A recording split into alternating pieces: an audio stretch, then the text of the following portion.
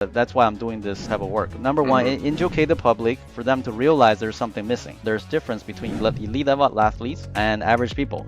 It's from the foot up. If you don't train, you can do every type of gym workout there is, but you don't work on your fascia the right way, it doesn't matter. This connection is so important. If this connection fails to respond, you automatically increase the risk of injury. In this episode, I really want to take the audience through your journey and how you got to be a fascia expert and a business owner. And then I also want to dive into some specifics on athlete performance. I'm very interested in it. I'm kind of an athlete, definitely not like a high level athlete like you train, but I play a decent amount of sports and stuff. So yeah, let's get into it. I'm interested like where you came from in terms of like your background stories with parents and like how you grew up and all of that, and like what made you want to get into fascia specifically and become a business owner. Sure. So when I was growing up, I played a lot of sports, and I also learned martial arts. So that was my upbringing. I played, just any sports that you could think of. I played. Was very active.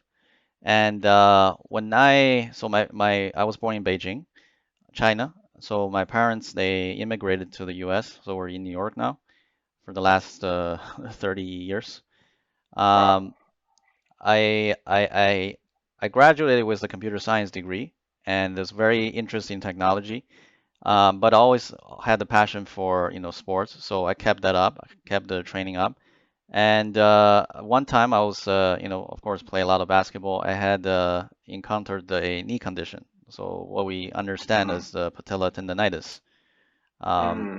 Went to the sports doctor. At the time, they said, "Oh, your quad is not strong. You want to get that stronger." So I'm like, "Okay, that's easy." So I go to the gym, lift the weights.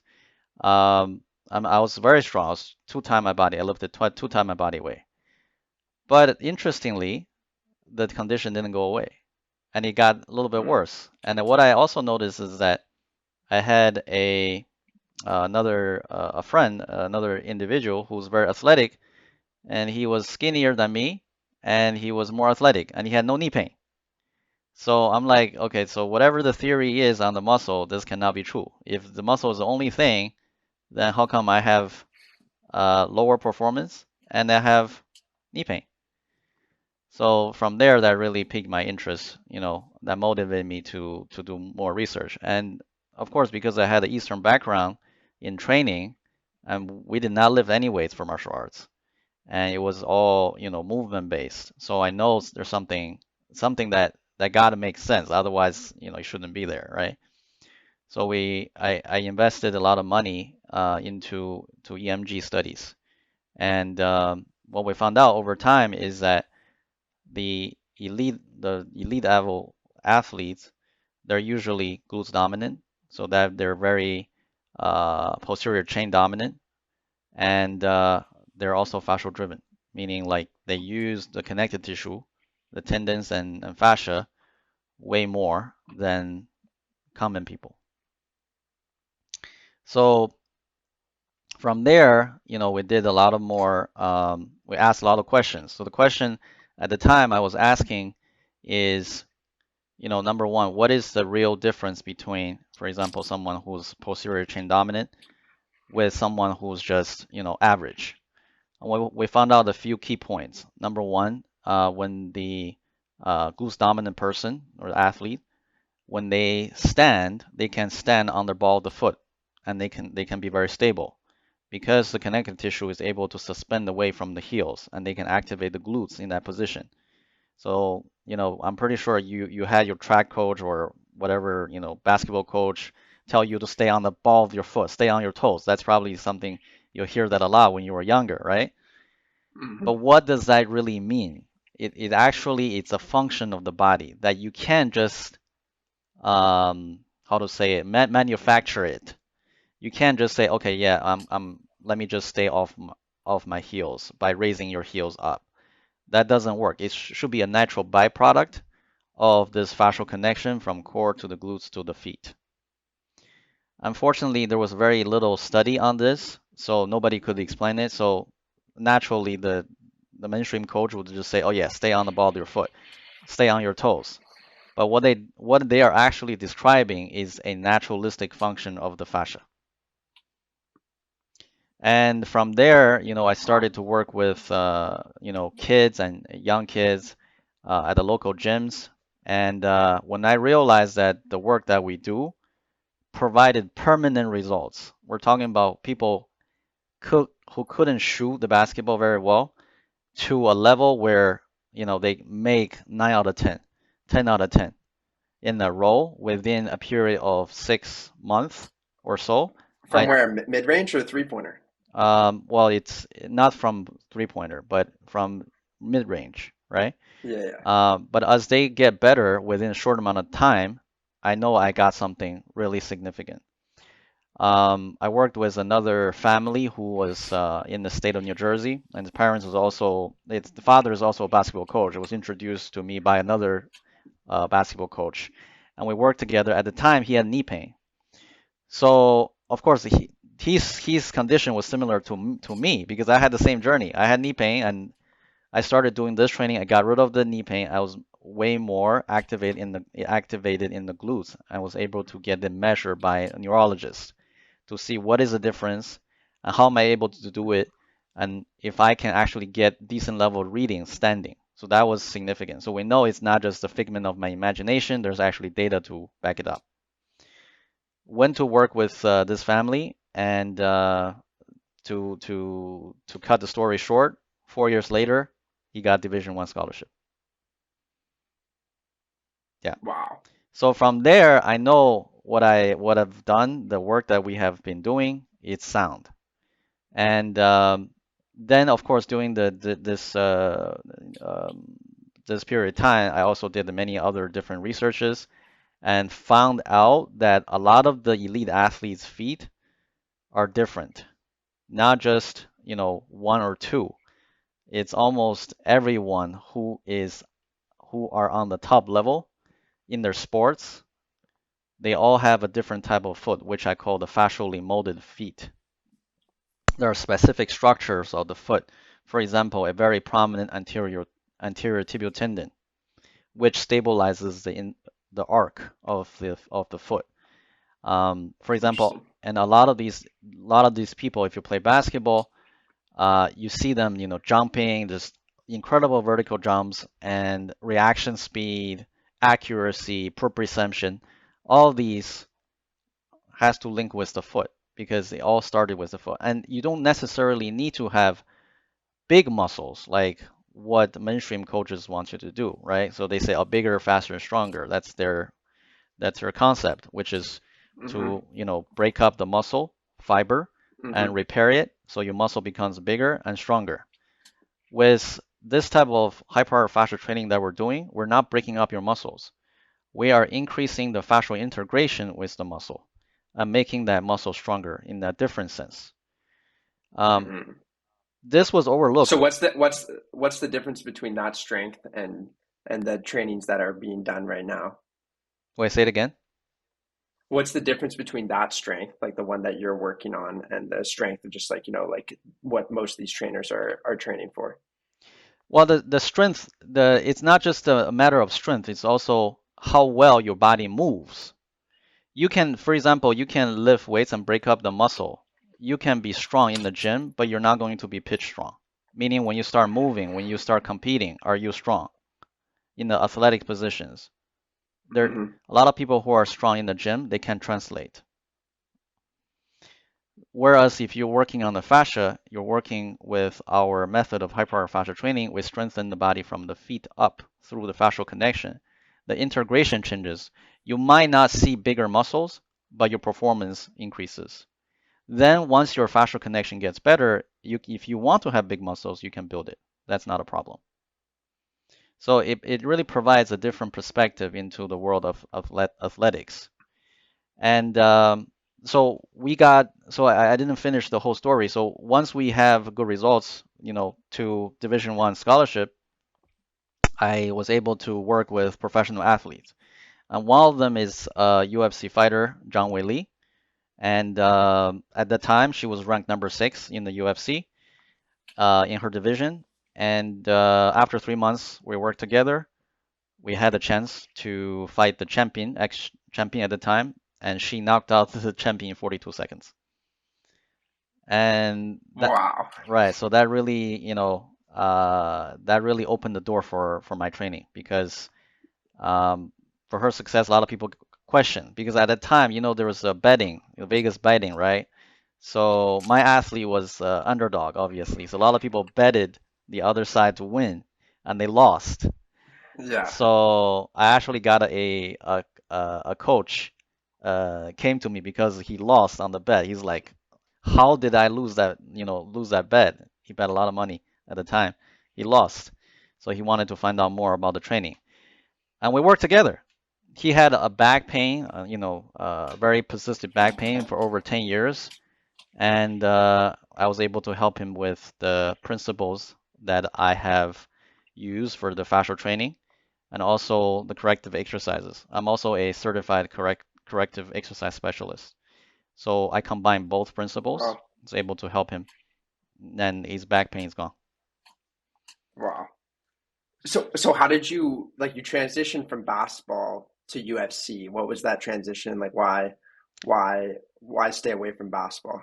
No, I didn't stay away from basketball. Or why yeah. Yeah, I didn't stay away. It's really, athlete, it doesn't matter. It doesn't matter what type of sports you play. You always need to have this type of fascial connection. So whether it's basketball or soccer or UFC, if you're an athlete, you have to move your body, you have to generate force. The principle is the same. So it doesn't discriminate, okay, one sport over another. Um, Initially, I started with basketball is because basketball is a sport that's very requires high level of fascia. That means your proprioception has to be good. You have to be accurate, right? You can't just brute force a shot, and you have to run well and jump high, right? So these are prerequisite for you to be a good basketball player. Um, Hmm. but once I saw success there, I was able to reach out to other type of athlete. So that's how we started. And then after, of course, after our world title in the UFC, other athlete reached out. I was able to work with many other professional athletes, and one of them actually become the junior world champion decathlon. Wow. So it's a 10 sport. You compete in. You basically have Yeah. to excel in all 10 different uh, curriculum of testing, right? So you have javelin throws, you have discus, you have 1500-meter run, you have long jump, you have high jump. So you have to be able to score well in all events in order for you to win. Yeah. And we saw an enormous increase in that individual. And he was a hard worker at the time. He had a full condition at the time. I was able to help him address that as well. So I was able to perform on the day of the competition. Hmm. So did the business get built through the results that you had for that one family over that 4 year period, getting them into D1? Is that where the kind of like the business was built? Like you tested it with them and then you got the results and you were like, okay, That's it's time to just start the that's just one business. case study. That's just one case Hmm. study. But there are many other case studies that we have accumulated over time. Uh, before we started to doing, before I formed the company. So after we become the UFC champion, I really took this full time. Oh, so you were doing other stuff Yeah, I was on the doing side? I was doing other stuff. I was a fintech employee. I used to work for Bloomberg for a while. Gotcha. And doing what exactly? I was a software release manager for Bloomberg. So Oh, okay. any software that's released by Bloomberg into the financial company, that has to go through me. Gotcha. Okay, so you went to computer, you did computer science, and then you got a job, and you were doing that, and then you were just doing the fascia stuff on the side because you got this knee injury and you were passionate about it. So how was it juggling both those things? It was very easy. I mean, I still have work-life balance. It's really because of the passion for performance, for results, and also my technology background. Because at the time there was the piece of technology called the Live EMG. It's a suit that you can wear, and then it actually tracks which muscle groups being used.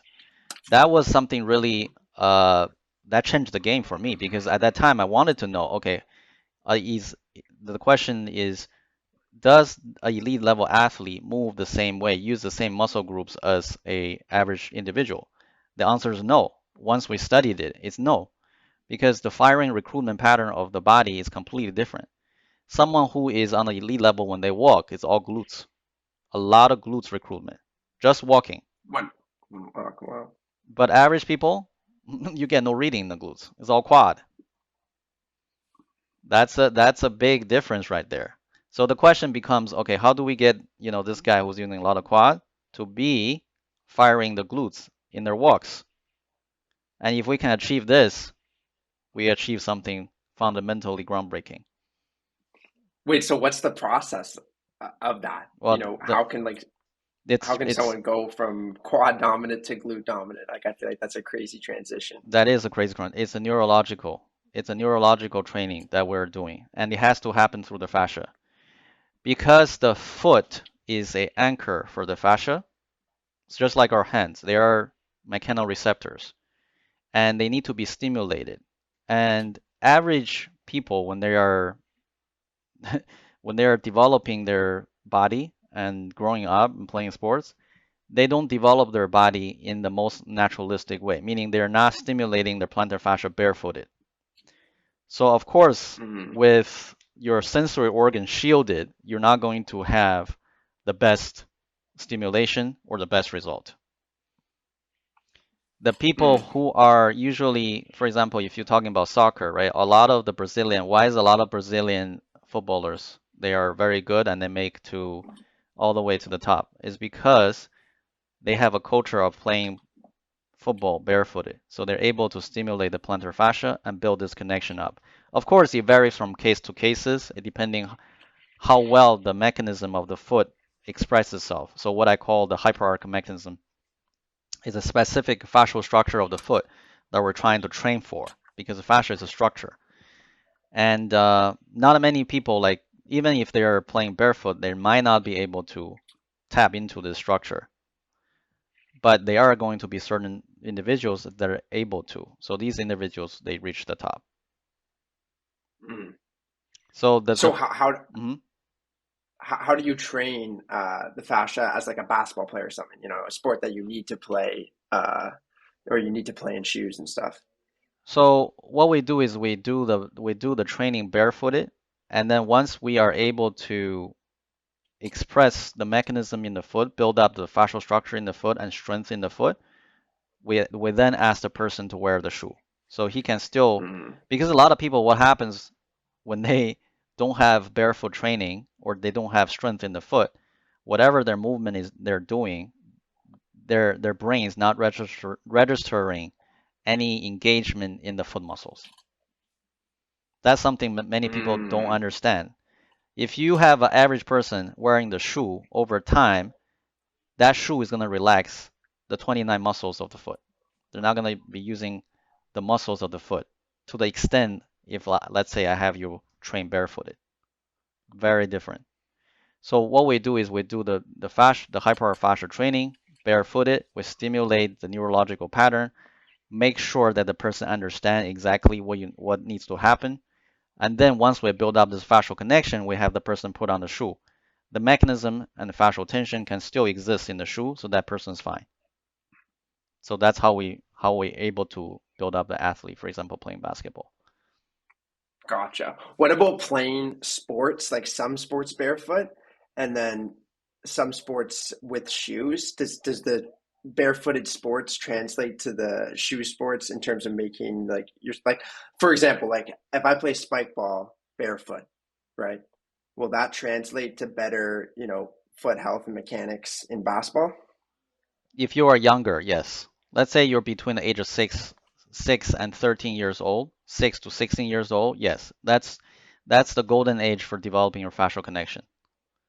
Because that's called a developmental stage. So if you're able to stimulate your fascia during this developmental stage, the result's going to be there and it's going to be long lasting. But many people, when they realize, okay, yeah, I have this pain and that pain, I'm not doing well, they are well into their 18s, right? They're teens already. They're past their developmental stages, and they realize, okay, yeah, my vertical is only at 22, and this guy's like a 40, right? So that's when they start to Yeah. realize, okay, there's a huge gap. Well, that huge gap, it was really separated when you're developing from age 6 to 16. I forgot to mention during this process of discovering the fascial connection and building this fascial connection and making the body stronger. I was also working with a high-level athlete from the France, and his name is Cardor Ziani. He's a uh, professional dunker. So his vertical jump at the peak was like around 50-inch, single leg, Wow. right? He was doing a 360 in the air, single leg, and dunked the ball. And so to verify my theory, right? So I said, okay, so this guy is incredible. So he must have been growing up playing barefoot. I reached out to him. Luckily he responded. He said, "Yeah, I grew up playing barefoot. I never wear shoes once." Playing basketball barefoot? Yes, not just How does basketball. that He how u- does that work though? how does that just barefoot? Barefoot is Doesn't like that hurt though on cement and yeah, like floor? that's the thing that people who grow up with the shoe don't understand. Like, shouldn't it hurt? No, it doesn't hurt because your fascia in the body will actually suspend away from your feet. Naturally, we're supposed to move around even on cement barefooted. You're not going to like this might sound very foreign to you, but think about this. Does a dog ever complain if they're running on cement or on any type of other ground? They don't complain. It's the same. It's a No. ground for them. They don't care. But for humans, we care because guess what? We're not developing properly. Once your fascial connection is there, it doesn't matter if it's cement, you can still jump. And this guy, this guy, if you follow him on social media, he's almost 50 years old. No, he is 50 years old. He's still dunking barefoot on cement. Wait, so what about landing? It's Landing barefoot, is yeah, that fine too? that's fine. He demonstrated he dunked and then landed barefoot. It's fine. It's not a problem. Wow. Wait, so what about for people that don't get that development from ages 16 to 13 and they Mhm. want to start doing barefoot? Is that fine and they can and they'll get better and like their fascia will No, no? they cannot just do barefoot to get there. They need to change the fascial structure. So that's why we develop a very specific protocol for people, and everyone's different. So everyone has Hmm. different challenges from one foot to another. They have challenges, they have imbalances, they have injuries. So we need to understand where is the weakness of the person, and we have to train the person through the mind. So we have mental exercise, breathing exercise for the person to do to help them tap into the fascia connection again after the developmental stage is done.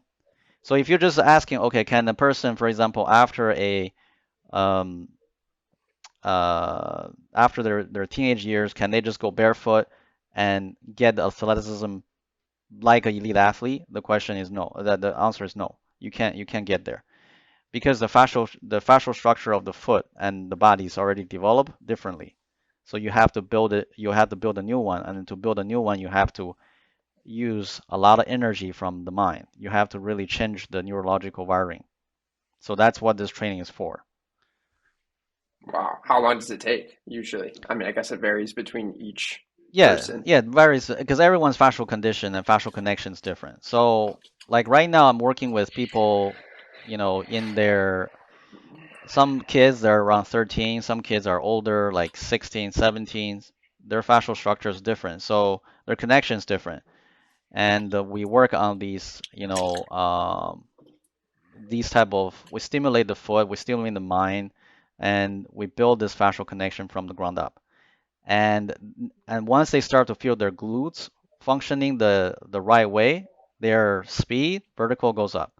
I had a test with a famous I was working with a kid. He plays for um, a Spain soccer club called Marset, Okay. which is a good academy for soccer. And so Hmm. they measure the the performance every 2 weeks. They have like a 2 week measurement of the vertical jump and speed. So he started with a number for the vertical jumps around 20 something. So after 12 weeks, he increased that to like 30 something. So it was huge. That was like 50% increase just in 12 weeks From the protocol. from the protocol. So of course, Wow. if you train more, you can unleash a lot more potential in the body, which hasn't been really tapped into because fascia tissue is something that number one ignored by the mainstream. There's very little understanding on it, and For sure. majority of the performance coaches or strength coaches, what they do is focus on the muscle.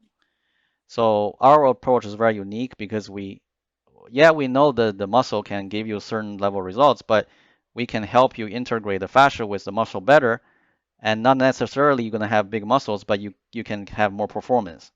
And that's very powerful because once you have the performance, once you have the results, you can go to places. Yeah, 100%. So is it translated to more than just vertical? Like, is it like lateral agility and like everything athleticism? Everything. It's not just so vertical is the hardest to improve, so that's why I bring it up. It's Why everything. is that? The vertical is harder to improve because it requires more holistic connection. So, for example, if you play soccer, we have a level system in our training. So, for example, at a level 3, basically you concentrate on your foot. Your glutes has a certain level of response. Like you can feel your glutes in running movement, in just horizontal type movement, in change direction. You can use your glutes. Good. But the elite jumper, they're not just using their glutes. Their core and glutes has to connect through the fascia. So they're jumping through the core and glutes. Hmm. This type of connection is rare. So in order for you to improve to have an elite level jumping ability, your core and glutes has to be really, really connection has to be really well. So this is a one level higher. So jumping as we know it is not just okay, let me just squat down lower and jump. That's not how elite level people jump. So I don't want to just there's so much details into jumping, but to make the story short, a elite jumper, they're using their core to glutes to jump. So their body has to be linked together. Whereas an average person, they can't jump high. All they use is one piece of muscle, which is their quad. There's Gotcha. no clue, there's no core, there's no glutes, there's no reading. Quad and lower back. That's all they use. So it's very different Hmm. when we measure the EMG of for example, a elite level athlete when they jump. They're using the core and glutes. So where does strength and mechanics come into jumping compared to the fascia? Because like I feel like I mean mechanics obviously has a play in terms of like how high you can jump. The And mechanics is secondary. You can practice your mechanics, but your mechanics actually is determined by your fascial connection. If your fascial connection is higher level, when you jump, you don't have to bend too much knee. You would be slightly have a slight knee bend, but then you're going to be already activating your core and glutes. But if you don't have this fascial connection, your mechanics will be off because you need to use your quad muscle, and in order for you to use your quad muscle, you have to bend down more. mm, So it's very different. So got so just from the mechanics alone, you can tell okay who's elite, who is not. Of course, to get it verified, you need to check the foot to glutes connection. You want to measure the EMG to understand. Oh yeah, this guy has decent level of connection and response to the glutes. so it almost goes like fascia, mechanics, and then strength in terms of arrangement of importance for increasing your vertical jump, and I guess just athleticism in general. The fascia affects the muscle, also affects the mechanics. So if you're, let's say your fascia is good, you can fine tune your mechanics to be better. And if your fascia is good, you can also build some muscle on top of it. That's also okay. But if your fascia is not good, you work on the mechanics, your result will be capped. If your fascia is not good, you're working on your muscle, your result will be capped as well. So the fascia Gotcha. really, really is the one that's going to, um, you know, unlimit the body. It makes the body much more resilient to training. Because a lot of times people do the strength training, they try to improve their vertical. What's going to happen after some time is they develop knee pain because their muscle is Mm, strong enough, but they go up, they have to also land, right? But they don't have necessary fascial strength to land because the foot is not strong. mm. So they land poorly. So over time they develop problems, and it's really the injury that stops them from going to the next level. And this is also it's a big problem because a lot of athletes, it's really not because they don't work hard. It's really the injury that stops them. Yeah.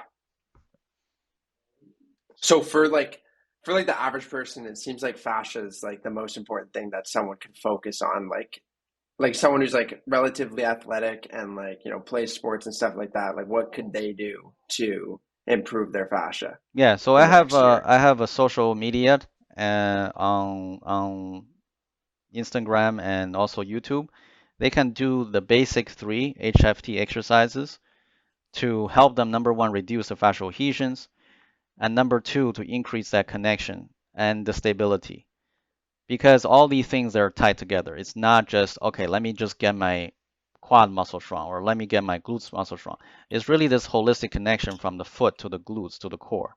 So you need everything to be well functioned. Now, if you look at you look at nature, right? No animal is doing exercises. They're not, go to the, they're not, you know, making their muscle bigger, but they're very athletic. Don't you agree? Like they're Yeah, athletic. They don't need for to, sure. you see the gazelle bouncing. That's all fascia. But interestingly, people actually study these kangaroos from Australia, and they measure their oxygen intake and expenditure. So when the kangaroo is actually jumping, so they're jumping higher and higher, they actually use less energy when they are walking. So think about that. So that means when they Wow. walk, they use more muscular power to walk. That actually uses more oxygen because your muscle requires oxygen and also generates lactic acid.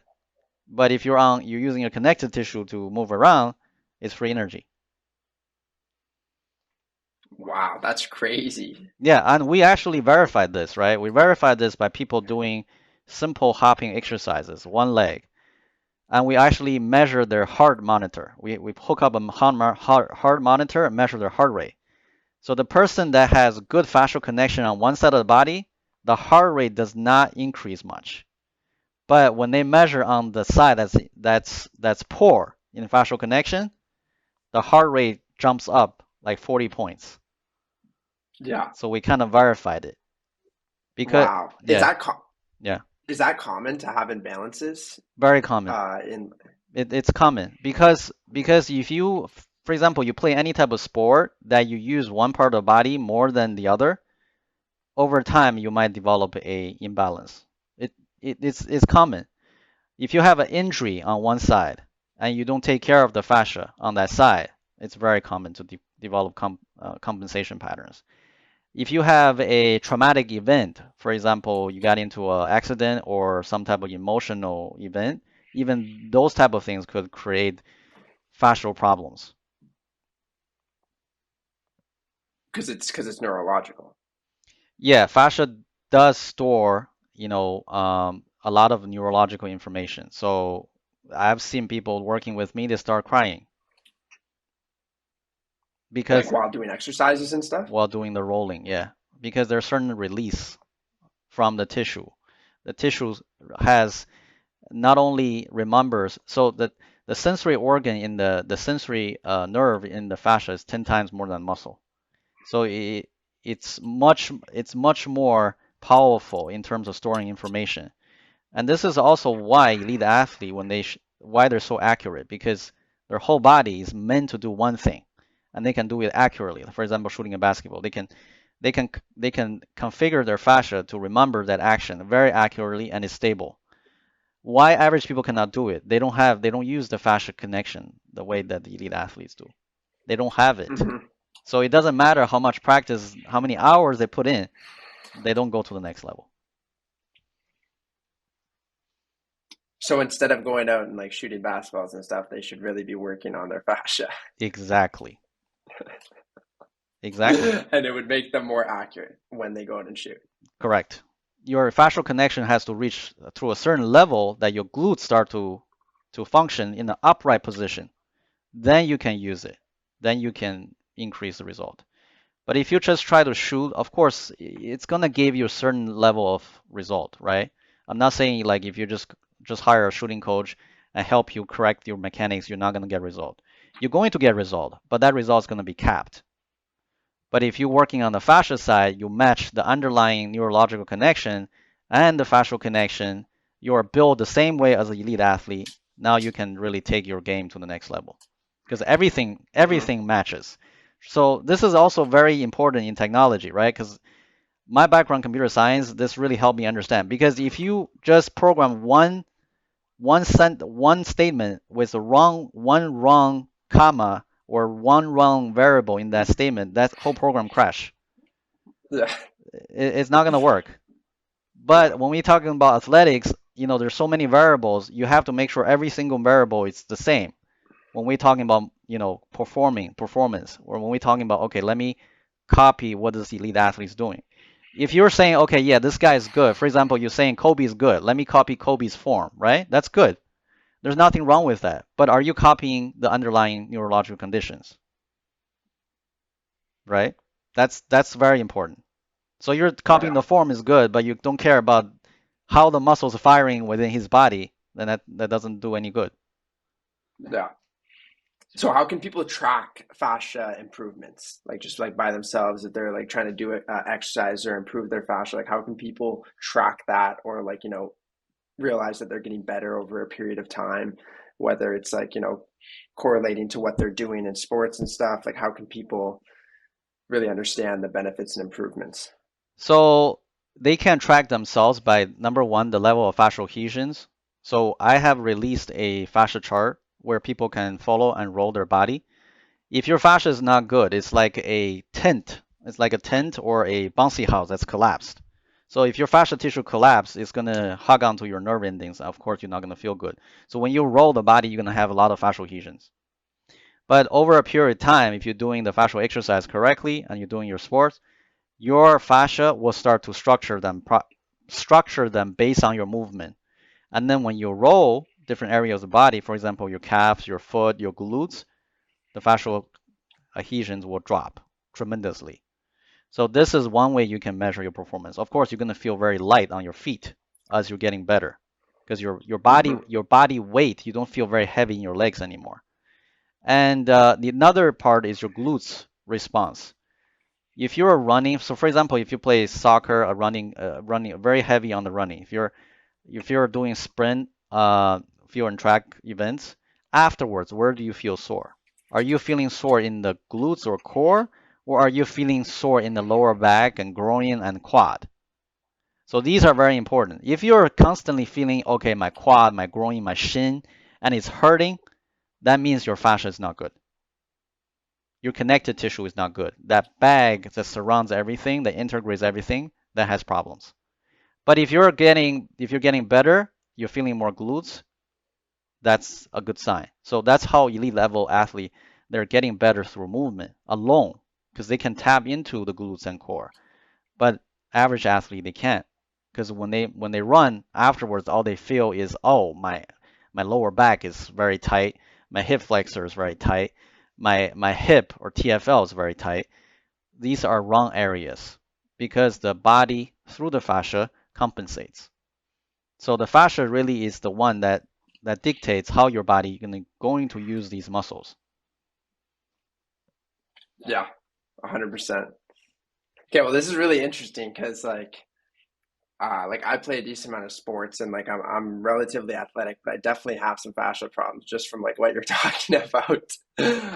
And like I try my best. Like I mean, it's you're running a business, you're on your computer most of the day. I try and like do like two mini workouts a day and then like a main workout, maybe go for like a walk or something. But like what's something that like the average person can incorporate into their daily routine or into their workout to like really make sure that they're improving and they're getting that level of fascia help that they definitely need. Yeah, I have those exercises on my YouTube channel. So you can do the basics, but of course everyone's different. So If you do the basic exercises, you can see improvement. The real thing is gonna give you much more Mm-hmm. because the program has to be customized for that individual. Mm. Yeah, because like there's so many different yeah, for example, like I have an injury on my sesamoid Yeah, that was like a few years ago. I bruised my sesamoid, that's and it's very like important.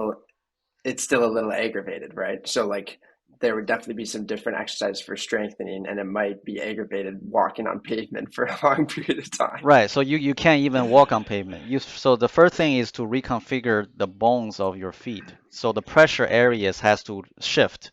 If you're actually getting sesamoiditis from the sounds what you just told me, like you have sesamoiditis, basically you're striking the floor, your foot is not using the ball of the foot, which is actually the area next to your sesamoid, but you're using like right here, right, of the sesamoid bone. That's Mm-hmm. usually because your big toe is relaxed. Your big toe subconsciously when you walk, it's probably does this, like it raises a little bit. So that Mm. emphasizes on the sesamoid contact of the floor. So over time, this part could be irritated. But if you're doing the training, you're doing the foot training, you're doing the hyperarch fascia training, the first day when you do the training, you understand, okay, I cannot do this. My big toe has to engage. And you're going to shift when you do the standing exercises and the other exercise, you're going to shift the contact point to the middle, not going to be here. Mm. This area is considered as the elbow of the foot. You cannot impact the ground like this. And I also understand what mainstream people, mainstream podiatrists will prescribe you, which is a insole. Usually that's what they like to prescribe, but that doesn't really change anything. Yeah, it's just a band-aid. It's a band-aid. Yeah, interesting. Wait, so I want to go back kind of like on your story a bit. When did you leave computer science to do this full time? After my UFC champion. So I was Okay, doing this, after. yeah, after I was doing part-time with my job. Obviously, I have a family to raise. But after UFC champion, I was like, that's it. We have a world champion. Why am I not doing Yeah, this? This is valid. Let me yeah, let me try my best to make it work. I mean, of course, in the beginning it's not easy, but was able to make it work.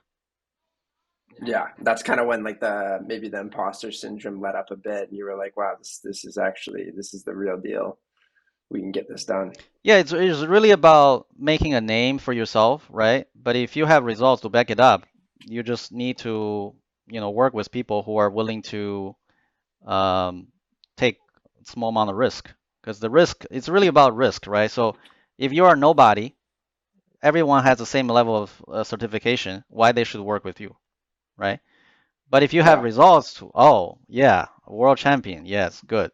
Multiple times. Yes, let me give it a shot. So that's the difference maker.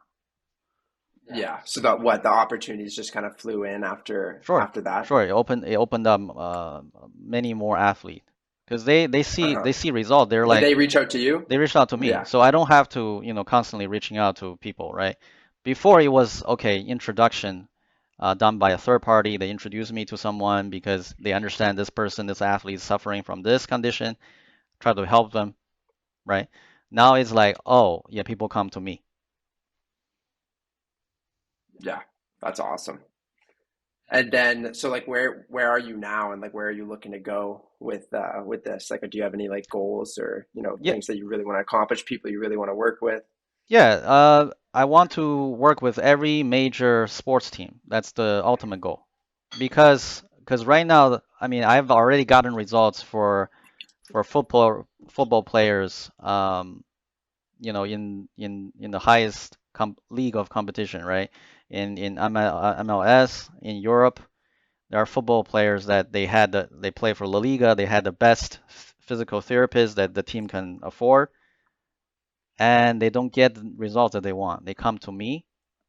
I'm able to give them results. So what we do is above mainstream.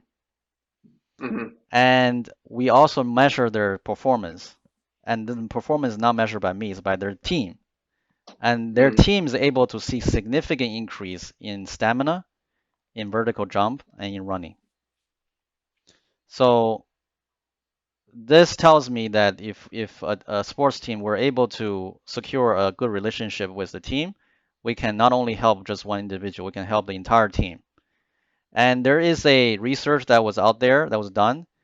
In the professional team, usually they lose about $45 million per year because of injuries, because their contracted player they Wow. could not play. Can we save them money?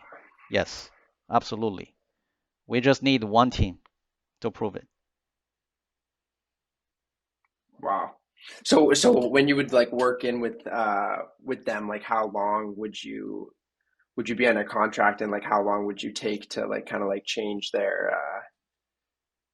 situation there with fascia and everything? So it depends, right? So I don't, it depends on their medical history. So if somebody who has a growing injury, for example, it lasted 5 years, and then on top of it they have other type of conditions, it's takes longer to get the full benefit. But I've seen in my 12-week program, even a lot of people that have growing injuries, they don't have it anymore. They started to their body start to remodel. So growing problems definitely something that I have a good amount of experience with. Of course, to really evaluate the performance of this protocol, you need to have a whole season with me. So all you have to do is track down your metrics, right? How many people actually missed games last year? How many people are missing games this year?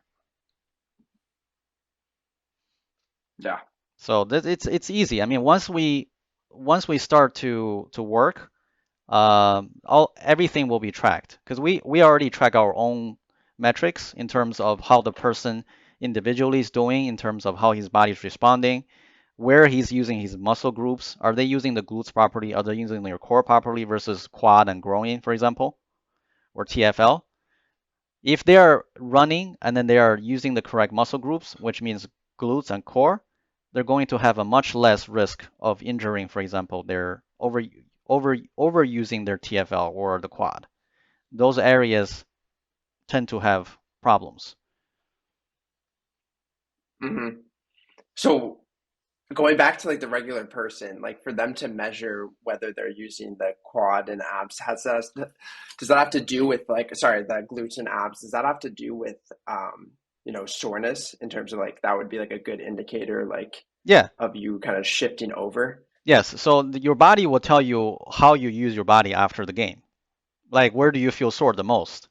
Because your body is very smart. If you're using your body wrong, your body will tell you right away. It will tell Hmm. you, oh yeah, this is painful. Something's not right. It will tell you right away. It's not gonna wait for a few days to give you that data. So you know exactly, Hmm. okay, the day after, oh, my lower back is killing me. Well, that's something that's telling you you're not supposed to use that area of the muscle, but because of compensation, your body is forced to use it. So that Yeah. means that something else is not working right.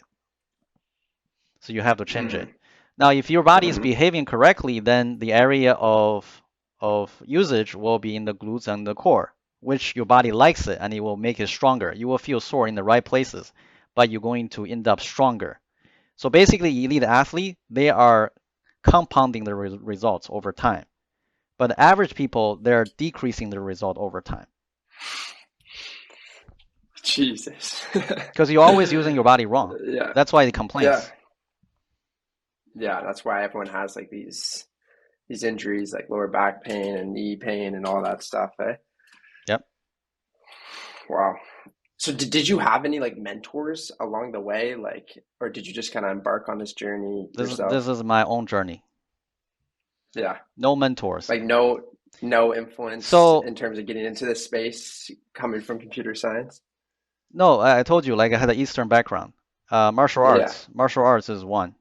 Um, that's what influenced me is really the traditional Chinese medicine and martial arts because in Chinese medicine we're also talking about meridian lines, which is also it's the fascia.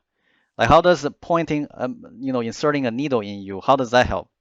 Well, it helps because when the needle inserted underneath your skin, the fascia as a defensive mechanism, it will grab onto that needle. And when you twist the needle, you actually create myofibroblasts. You create fascial tensioning into the fascia. That creates healing. So a lot of the traditional Chinese medicine, and for example, the cupping as well. So you have a cupping on you, and then it sucks on your skin for 20 minutes or Mm-hmm. 10 minutes. These type of things work Mm-hmm. on the fascia. They don't just work on the muscle; they work on the fascia because its goal is to influence the fascia structure. When you influence the fascia structure, because the fascia has very sensitive receptors, pain receptor called nociceptors, it's going to change the outcome of your pain level. Mm-hmm. So if you were to ask me if I had any mentor, I don't have any specific mentors, but the Chinese medicine and traditional Chinese martial arts training are the ones that are the foundation that really inspire me, and especially Tai Chi. And Tai Chi is a very slow type of movement that people Mm-hmm. do. I mean, from the surface, you're like, you this guy just moving slow. What's the point? Well, the point is, it's completely opposite. It's like 100-degree opposite as doing strength training. Because when you're doing strength training, your muscle is contracting very hard, and your fascia don't move. Your fascia actually try to stabilize you. But in Tai Chi, the goal is to move your fascia. There is almost zero concentric eccentric contraction on your muscles. If you're a good performer, you're supposed to use your fascia elastic tissue to move you. And this can be understood if you actually do a study of ultrasound to see how the underlying tissue are moving and sliding. The people who have back pain, the lower back, when they're doing a back extension, the fascia still slides, but it only slides 75%. So just the 25% difference causes back pain. Just imagine if your fascia don't slide at all. That's a big dysfunction, Wow. right? So now we have more information on from the fascia and how it correlates to specific type of pain. If we can increase the fascia's ability to slide, the ability to have structure, the ability to recruit correct muscle groups, you have a fantastic athlete. Wow. Interesting. Was there any like big points of adversity in your journey? Like things that you had to go through that, were big setbacks, you didn't know that you'd be able to make it through or, keep going? Yeah, yeah. In the beginning, all the time. In the beginning was like because I have a job, so should I risk it, Yeah. right? I have because I had a decent job on Wall Street, so uh with Bloomberg, why would I risk it? But at the end of the day, I thought like this is something nobody else has done before, so why don't I bring it to the table? And really, it's I think my life got much more exciting after I made this decision. Of course, there's a lot of like business problems that you have to deal with for any business owner. They will have problems, right? So that's something that you just have to learn. But yeah, I mean, at one point I was I was trying to fund my research. I was living in my mom's basement. So, but I have to pay for the study. Yeah. So, so I have to, have to sacrifice. So I sacrifice a lot, but What now, was that like? it was okay. I mean, now I come to think of it, yeah, if I need to get the thing done, this is what I need to do. I have to do it. Yeah. How old were you in your mom's basement? I was in 20s. 20s? I was Like 20s. middle 20s? Yeah, middle 20s. At one point. Uh-huh. Yeah, at one point I had to do it. Cool. Sometimes you gotta do what you gotta do. Yeah, I mean, it's not always, smooth sailing, so to speak. It's always up and downs. Like even now, I have a lot of copycats. Like they just copy my what I'm saying, and then because the exercises everyone can do, right? So they just say, oh, the fascia exercise, but a lot of them they don't know anything. So they also generate bad raps in the fascia training world. Um, Mm. so that's something that it's also a business challenge. So what I try to do to separate myself with them is results. Like, do these people have Hmm. results? And where they got the information from. right? What type of work have they done to themselves? Really, this is for the long-term health of the body. You know, this right now there's a guy, I think his name is Brian Johnson. He's trying to sell a $2 million course. No, he spent $2 million try to research longevity, and he's basically try to eat right and do a lot of different type of training to increase grip strength and like we through the fascia we can increase grip strength to a large, very high, enormous amount. So we know that whatever we're doing is going to influence longevity in a enormous way. Hmm. But we're not even targeting that part yet. That comes later. But right now we're just helping people with like, chronic type of chronic issues and they have performance plateaus. But I'm sure later on we're going to branch into different areas. Yeah. How does nutrition play a role with fascia? A lot. So for example, vitamin C, like we don't generate, our body don't generate vitamin C. This is something we have to take from external sources versus animals like goats, for example. When they're stressed, they can actually generate vitamin C themselves. Yeah, But we don't. We have to take it from, fruits. So this is very important. So if you're not eating fruits and you're not taking vitamins, your fascia is not going to be good. Fascia is mainly collagen and water. So, for example, collagen, do you have enough bone broth? Are you eating healthy? You need to get good amount of collagen into your system to have good connective tissue. You can't be eating like hmm, chips and junk food and expect you have good for performance, sure. right? Or just Hmm. just just plain protein, but there's not enough bone broth in there. So you need to know all these information in order for you to get good connective tissue and good structure of your fascia. What proteins do you recommend? Protein is not a big factor in terms of um, uh, fascia health, but collagen is. So protein, I would say, any type of protein, different, I would say natural sources. For example, if you have a choice of taking a powder form protein versus from food or from, you know, or from any fruit, I would say go for the natural one. Don't go for the processed. Hmm. What about collagen powder? Is that good? Yeah, again, collagen powder is processed, right? So if you can get it from bone broth that you make yourself in the kitchen, that's always better. Gotcha. Because you have to understand your body has ways to process food. So for example, I'll Yeah. give you the basic example. Nowadays people their teeth as they age, their teeth are become more crooked than before because the gum, the receding gum line or the gum. Well, one of the reason, but when they dig up like skeletons from years before, like 200 years ago or maybe 1,000 years ago, those people have perfectly good teeth even though they age until their 60s or 70s, right? Well, one of the reasons is the type of food you eat, how much jaw strength is needed. Because if you're always eating like food that are soft, you don't have to chew. Your gum, the muscles in the gum in your mouth, they're going to degenerate. Mm. That's the same thing. If you're just taking powder all the time without your body doing any type of meaningful digestion, without the biting of the bones, without the chewing, without the proper digestion of the food, those functionality of the body will start to degenerate as well. So you're not a fan of smoothies? Def- um, Smoothie is fine. It's fine. But what I'm saying is, if you get to choose between, for example, powder form or Yeah. solid food, cooked food, I would prefer the cooked food.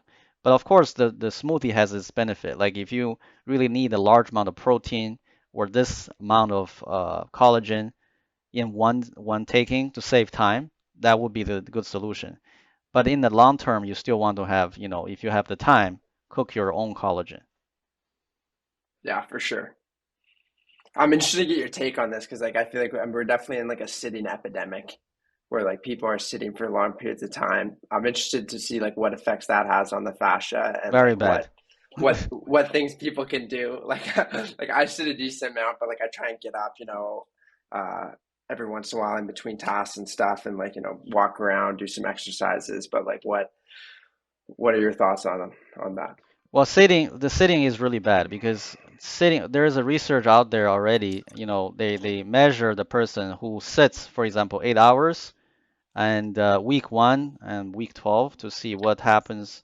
I forgot how many weeks they measure. I think it's every couple of months they measure. They look at the fascia. Of course, this also you have to understand everyone's fascial connection and structure is different. It depends on the individual. You're not going to find a same result between, for example, a fascial-driven guy who sits there for 5 hours versus someone who's quad dominant and sit there for 5 hours. The results will be different. The Yeah. person that don't have a good fascial structure, if they sit for a long time, a lot of muscles will be contracted short, and when they stand up, it causes biomechanical problems. And they could pull a Hmm. muscle very easily because what we know from research is even the fascia wrapping around the muscle matters. A 45-degree wrapping around the muscle versus a 75 versus a 60, they they influence the muscle in the physical way. It contracts the muscle differently. So if you're always sitting, you have some muscles that are always contracted, short. That's not healthy. And the fascia Yeah. also it's a non-Newtonian fluid. So let me just explain this a little bit. So non-Newtonian fluid, basically, it's a fluid, but it doesn't behave like water. It behaves like starch water, or called oobleck. So basically, Hmm. I don't know if you play with this when you were younger. If you mix starch with water, you will get a different. Yeah. Have you played with this before? Yeah, I think I've done that. I've done that before. Yeah. Okay. So the fluid is what happened to the property of the fluid. If you try to smash it hard, it's solid. But if you slowly poke it in, you will sink in. That's the same property of fascia. A good fascia has those properties. So that means that if you try to impact it hard, it becomes solid. It's supposed to protect you. Let's say you fall down. Supposed to be a lot of force, very fast. Boom. It's supposed to harden, protect the tissue underneath, protect the bone underneath. But if you are, for example, if you are sitting for a long period of time, your fascia also becomes stagnant and it solidifies in that state. So when you are sitting and not moving for 8 hours, you try to get up, your fascia is not going to change into liquid very, very quickly. It's in that state of stickiness. So this is where it affects a lot of people who have a lot of desk jobs for their majority of the time during their day. So my Yeah. advice, the approach that you can use right off the bat is get a stand-up desk that can adjust. So you don't have to sit there all day. After like 10 minutes, Hmm. 20 minutes, you stand up. I have a stand-up desk, by the way. So Hmm. I just stand. So I'm talking to you standing. And then you switch between both of them. Yeah, and if I get tired, I sit down. That Gotcha. that's one way of, combat this sitting problem. Yeah. Yeah. 100%. But also the biggest thing is that you have to really build the core to glutes connection. Because we found out there is also a difference in terms of muscle activation between someone who's more fascial driven. When they sit, their core is activated. So the core is more solid and their glutes is more solid, activated. But a person who don't have these fascial connections yet, when they sit down, it's more lower back and quad and hip flexor. It's different. So their lower back is doing a lot of work, their hip flexor doing a lot of work, their glutes is sleeping, and then their core is sleeping. Wow. Okay. Yeah, that makes a lot of sense. Yeah. I feel like the big premise from this podcast is definitely activate your core and glutes and get to that point. Yeah, that's the for me that's why I'm doing this type of work is to number one Hmm. educate the public for them to realize there's something missing. The best exercise that you can realize something's missing is do the elevated talk curls, which I have on my social media. We have interviewed a Guinness Book record high jumper, Darius Clark, within 10 seconds, he can get it to the glutes. That means he's moving his toes, just grabbing the towel like this. Boom, Wow. his glutes is responding. Average person, when they do it, some people takes a minute, some people takes 2 minutes, some people they do 5 minutes, nothing. Nothing in the glutes. That tells you there is difference in the physical construction of your body, Yeah. right? So you have to find out. I'm trying to just show people there's difference between elite level athletes and average people, and that difference is from the foot up. If you don't train, you can do every type of gym workout there is, but you don't train your foot the right way, you don't work on your fascia the right way, it doesn't matter. You can lift 300 pounds, you do this to your feet, there's still no glutes. Wow. And people, another thing is, people who have more injuries on one side of the body, you can have one side that's doing the tall curls, you can have completely no glute response. So what this tells me is that this connection is so important. If this connection fails to respond, you automatically increase the risk of injury. Wow. Interesting. And then going to recovery, what are some ways that that athletes can recover that, you know, are kind of undercover and people don't really know about? Recovery, like I said, nutrition, sleep, very important to fascia health is your sleep. Um, if you have very poor sleep and you don't sleep on time, and you just think, okay, I missed my sleep 3 days in a row, let me just sleep on time once, and expect you to have good fascia, never happens. A lot of Mm, times, if you don't sleep well, your body will produce injury just to keep your sleeping pattern, just to make you sleep better. I see this a oh lot with wow. athletes because they don't sleep, they keep on accumulating sleep debts, and then they're gonna have knee pain Mm, hmm. because the fascia is complaining because the fascia needs to be regenerated every night because you know how the body, our DNA dictates how we replicate ourselves. So every night Yeah. you're changing your cells. But if you're don't give enough time for your fascia to replicate and get the good neurological connection and good cells into your body, it's going to have many faulty cells in the body. We're talking about faulty fascia cells. Yeah. They're not as good as before, of course. And because the fascia is what integrates everything, your bones, your muscles, your tendons together. When this type of cells start to degenerate, you're gonna have a lot of pain. And on this topic, I want to add is I also work with people who have genetic disorder called EDS or hypermobility. So these people they're born with different connective tissue. It's weaker. So they have specific conditions and they don't respond very well to, for example, the mainstream training, the weightlifting. They always get injured because their connective tissue is not strong enough. So I have case studies that when we do our type of training to these individual, they can get much better and they can avoid surgery. Wow. That's amazing. Yeah, so we know it's working because if these genetically weak people, if they're able to get results and they don't have to, suffer from pain, it's it's going to bring a lot of value to people who don't have this genetic disorder. Yeah, 100%. All right, Sean, we'll wrap things up here. One last question. How do you define success? Is it money? Is it relationships? Is it helping people? What is it to you? I think the biggest measurement of success is whether I'm happy or not, or whether I feel like um, I've helped enough people. I get actually the biggest pleasure and happiness from seeing my client overcome a condition that they never thought was possible after 10, 15 years struggling with this. And I see the big smile in their face. And they tell me, I experienced something really weird today. I felt my glutes for the first time. I never felt this before. This is when I feel the most happy. So this is actually what drives me. So if I see success in my athletes, in my clients, overcoming their conditions, I get a really big, you know, contentment from this. That's actually what drives me. Of course, the money, it's the number. It's secondary to this.